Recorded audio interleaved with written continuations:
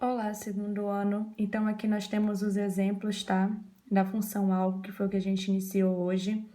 Eu coloquei ele assim, bem colorido mesmo, para você perceber como é que você vai trabalhar com isso. Então, nesse primeiro exemplo, a gente está vendo que a gente está possuindo a hidroxila, que é o que vai dar origem à função álcool.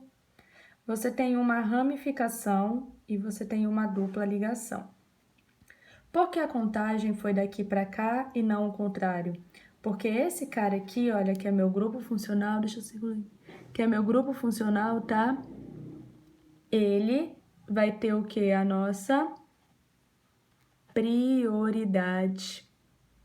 Prioridade em ter o menor valor possível. Por essa razão, agora que vocês trabalham com grupos funcionais, você tem que perceber que esse grupo, é muito mais importante do que quem? Do que a dupla ligação. Por isso que a contagem de qualquer cadeia carbônica que venha apresentar uma hidroxila tem que ser a partir dela. Ela que tem que ter o menor valor possível. Quando isso vai mudar? Quando o grupo funcional estiver no meio. O que isso quer dizer? Quando você contar de todas as maneiras e perceber que o número do carbono, tá? É o número do carbono que está ligado com a hidroxila, ele não variar.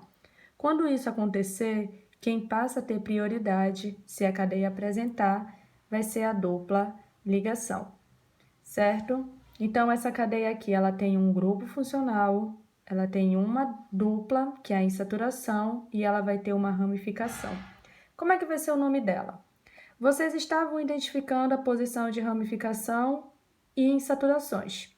Agora, vocês também vão ter que identificar a posição do grupo funcional. Então, é por isso que o nome desta cadeia carbônica, que eu coloquei assim bem destacado para vocês, vai ser dessa forma. 2-metil, porque o metil está no carbono 2, segundo a minha contagem. Pente, que é o nome da minha cadeia principal, tá? Quantidade de carbonos dela. 3-en, porque a minha dupla, que é um alceno, está entre os carbonos 3 e 4, e nós vamos considerar o menor carbono, que é o carbono 3. 1-ol. O que é esse 1-ol? É o carbono que contém a minha hidroxila. Como esse carbono aqui ele só faz ligações simples e ele está ligado com a minha hidroxila, então eu vou ter um álcool. E como é um álcool, eu não vou colocar mais O, porque O é de hidrocarbonetos. Agora eu utilizo ol. E a posição do carbono, ou seja, o número do carbono que a minha hidroxila está ligado. Então, você vai ter que fazer isso a partir de agora em todas as cadeias carbônicas, tá?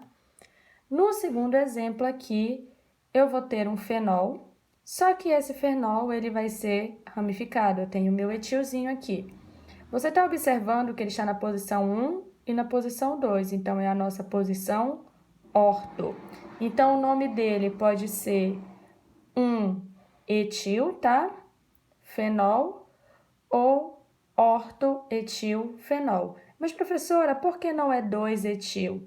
Porque, galera, você vai começar a numeração daqui, porque esse carinha aqui sempre vai ter que estar no carbono 1, tá? Isso aqui é uma ordem geral dos benzenos.